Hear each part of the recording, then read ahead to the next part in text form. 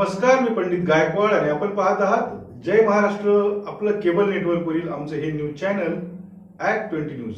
आता पाहूया शहरातील काही महत्त्वाच्या घडामोडी. महाविकास आघाडीचा जाहीरनामा हा जनतेला पंचसूत्री कार्यक्रम देणार असून या 5 योजनांनी राज्यात सर्व घटकांचा विकास होईल असं अखिल भारतीय काँग्रेस कमिटीच्या प्रवक्त्या गरिमा दसवनी यांनी म्हटलं आहे.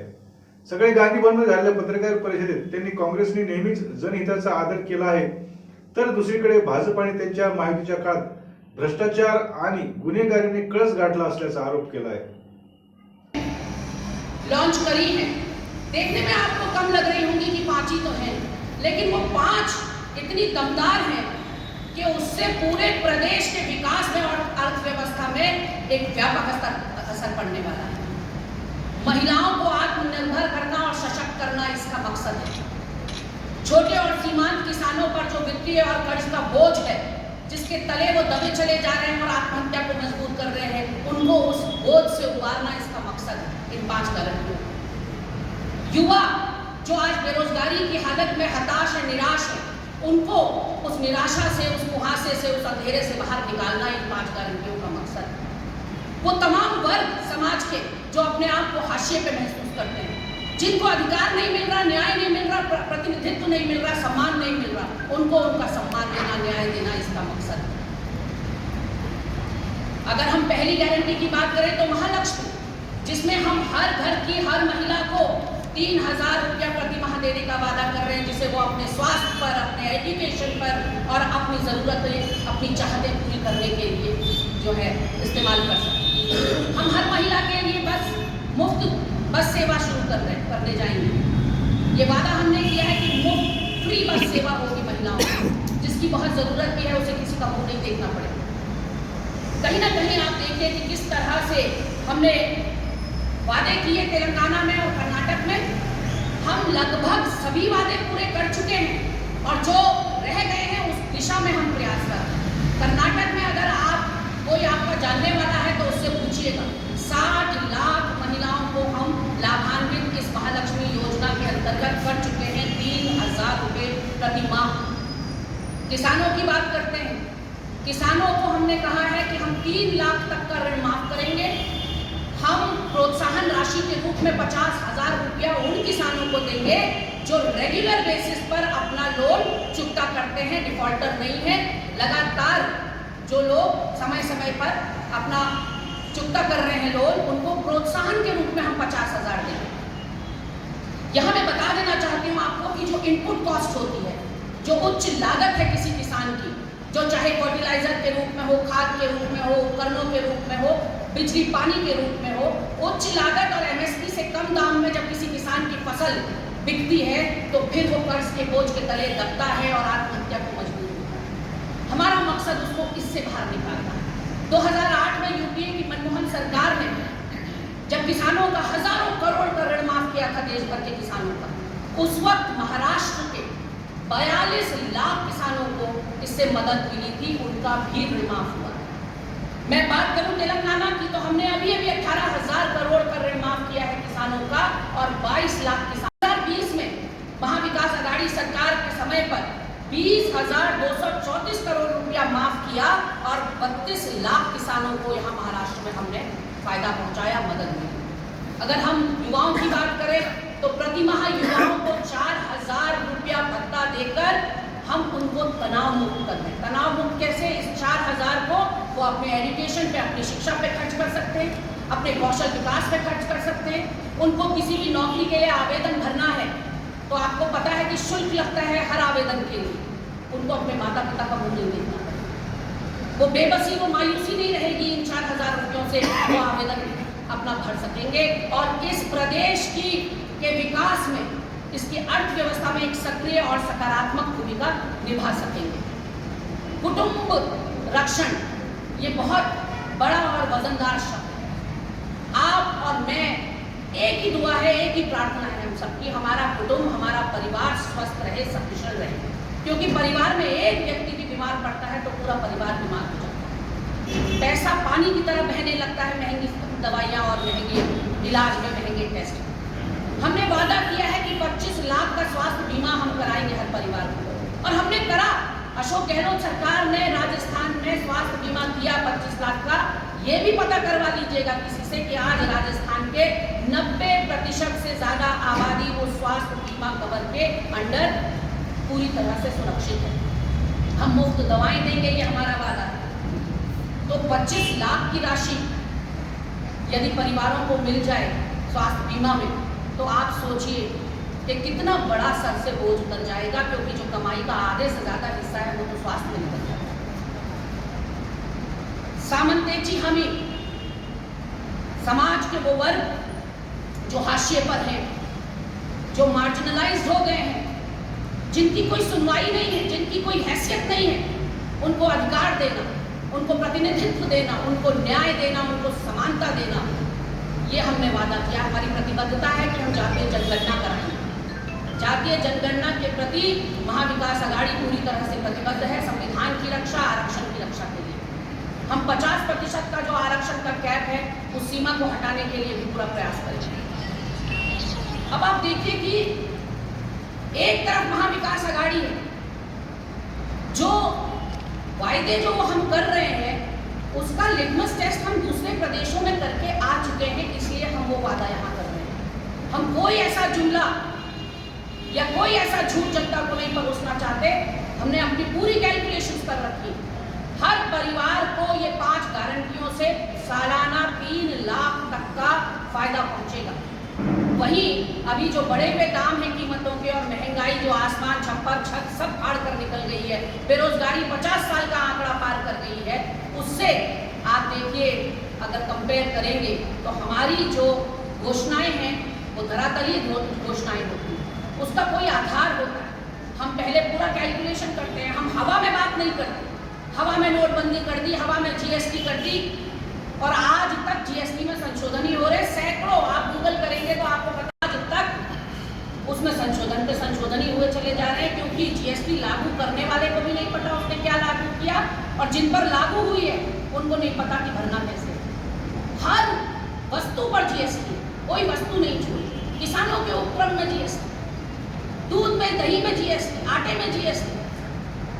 अब मैं बात करती हूँ जो मैंने कहा था आपसे, प्रेस वार्ता का जो दूसरा पहलू है कि पोल खोल प्रेस वार्ता है। ये महिला अपराध में महायुति सरकार में कैसे नए नए आयाम स्थापित हुए, वो मैं आंकड़ों के जरिए आपको बताना चाहती हूँ और आईना दिखाना चाहती हूँ महायुति सरकार कि ये देखिए आपने क्या हासिल किया महाराष्ट्र की महिलाओं को। फडणवीस जी मुख्यमंत्री थे, उनके कार्यकाल में महाराष्ट्र महिला अपराध में दूसरे नंबर पर था पूरे देश में। पहले नंबर पे दिल्ली, दूसरे नंबर पर महाराष्ट्र। शिंदे जी को जब पहला साल हुआ मुख्यमंत्रित्व काल का, तो अपराध दर्ज हुए 47,381, और ये वो अपराध है जो दर्ज हुए। ये आपको और मुझे दोनों को पता है कि आधे से ज्यादा महिलाएं तो दर्ज ही नहीं कराती मुकदमे। 47,381 अपराध दर्ज हुए हैं पहले ही साल में शिंदे जी के। क्राइम अगेंस्ट चिल्ड्रन, बच्चों के खिलाफ जो अपराध हो रहे हैं उसमें नंबर 1 है आपका महाराष्ट्र। 20,762 बच्चों के साथ अपराध यहाँ सालाना हो रहे हैं। किडनैपिंग के केसेस 18,724 महिलाएं किडनैप हुई हैं। अटैक महिलाओं पर, चाहे राह चलते छेड़खानी हो या अटैक्स हो, 10,568 अटैक्स जो है वो दर्ज हुए हैं। 2023 के रेप केस 7,521, अगर हम औसत निकालें तो प्रतिदिन 21 रेप हुए हैं महाराष्ट्र के अंदर। ये 2023 का आंकड़ा है। फडणवीस जी के गृह मंत्री रहते हुए देखिए 8 साल की बच्ची के साथ भाजपा का पार्षद छेड़खानी करता है। 13 साल की लड़की जो है जलगांव में दुष्कर्म हो जाता है। बदलापुर की घटना जिसने रोंगटे खड़े कर दिए, मैं स्वयं नागपुर के नजदीक चंद्रपुर की एक जगह है वहां प्रेस करने आई थी 24-25 अगस्त को। बदलापुर कांड ने इतना हिलाकर रख दिया था देश को। 4 साल की 2 बच्चियों के साथ शौचालय में दुष्कर्म की कोशिश, सेक्सुअल हैरासमेंट, मॉलेस्टेशन। और क्या किया शिंदे और फडणवीस जी की सरकार ने? क्योंकि स्कूल मैनेजमेंट में 2 पदाधिकारी भाजपा के थे, उनको बचाने के लिए एड़ी चोटी का जोर लगा दिया। उन दोनों बच्चियों की माँ जो गर्भवती थी उसको 12 घंटे तक थाने में बैठा के रखा FIR दर्ज कराने के लिए। और फडणवीस जी को शक्ति दंड विधेयक लाने में मुश्किल हो रही है। इतना सब हो जा रहा है।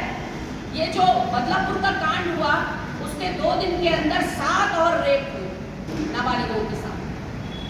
सध्या सोशल मीडिया बरोबरच हायटेक प्रचार यंत्रणेच्या माध्यमातून अनेक उमेदवार आपला प्रचार करीत आहेत.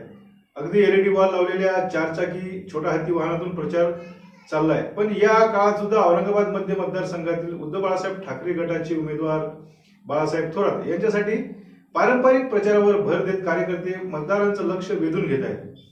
पारंपरिक पद्धतीने स्कूटरवर स्पीकर लावून हा प्रचार सुरू असून या पद्धतीने प्रचारांचे सर्वत्र कौतुक होत आहे. जसजशी मतदानाची तारीख जवळ येत आहे तसतसं प्रचारात जोर वाढू लागला आहे. हायटेक जमान्यात आपण गाडीवर प्रचार करत आहात पक्षाचा, काय सांगता? हायटेक जमाना जरी असला तर आमच्यासारखे जे जुने वेळे शिवसैनिक आहे, बाळासाहेब ठाकरे यांच्या हिंदुत्वाच्या पुकाराने ज्यांनी जी दिली होती त्यापासून नाथासारखे, किरणसारखे, मंडोकसारखे, सारखे असंख्य महाराष्ट्रात शिवसैनिक आहे जे फक्त बाळासाहेबाला बघून वेळे झालेले शिवसैनिक, ते भगवे सैनिक जे आज हा नाथा वकरे, किरण गणोरे, माझा बंडोक्त जे होते ते आता अपक्ष उभा राहिले, त्यांचं ते बघतील. पण महाराष्ट्रात जो शिवसेनेवर अन्याय झाला, ज्या गद्दारांनी उद्धव साहेबाला धोका देऊन शिवसेनेच्या बाळासाहेबाच्या आणि शिवसेनेवर मोठं होऊन 40 लोक फोडून दुसऱ्या पक्षात गेले, ते शिवसेनेत त्यांनी आमचा बाप चोरला, शिवसेनेचा धनुष्यबाण चोरला, तरीही काही फरक पडणार नाही.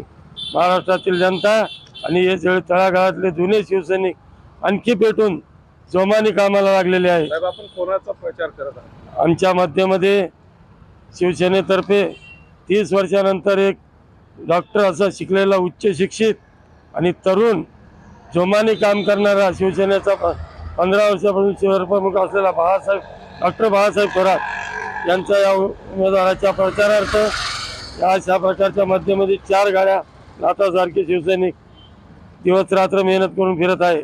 आणि मतदारांना माझं एवढंच म्हणणं आहे, काय या लोकांना धडाला शिकवल्याशिवाय शिवसैनिक आणि मतदार शांत बसणार नाही. पण यांनी जी गद्दारी केली हे जनतेच्या आणि मतदाराच्या मनात आहे. ज्या माणसाने तुम्हाला मोठं केलं त्यांना विसरून तुम्ही पक्ष पळवता, खोके घेतात आणि यामुळे लोकांच्या मनात या भारतीय जनता पार्टीविषयी आणि या शिवसेनेविषयी, शिंदे गटाविषयी मनातून चीड निर्माण झालेली आहे. म्हणून लोक यांना नाकारणार आहे. पश्चिम आणि मध्य हे दोन्ही सीटं या ठिकाणी निवडून येणार आहे. धन्यवाद. आपलं नाव? मी कृष्णा बाबूराव भोसले, ज्येष्ठ शिवसैनिक, विभाग प्रमुख शिवसेना आणि नाथा वकरे. मध्यचे शिवसेना शिंदे गटाचे उमेदवार प्रदीप जयस्वाल यांनी दारोदारी जाऊन मतदारांच्या भेटीगाठी घेण्यावर भर दिला असून त्यांचे कार्यकर्ते प्रचारात पुढे दिसतात. मध्य मतदारसंघात यावेळी 6 ते 7 तगडे उमेदवार असून प्रदीप जयस्वाल हे आपली जागा कायम राखतात की शिंदे सोबत गेल्याने गद्दारीचा सिक्का घेऊन घरी बसतात, हे येत्या 23 नोव्हेंबरला समजेल.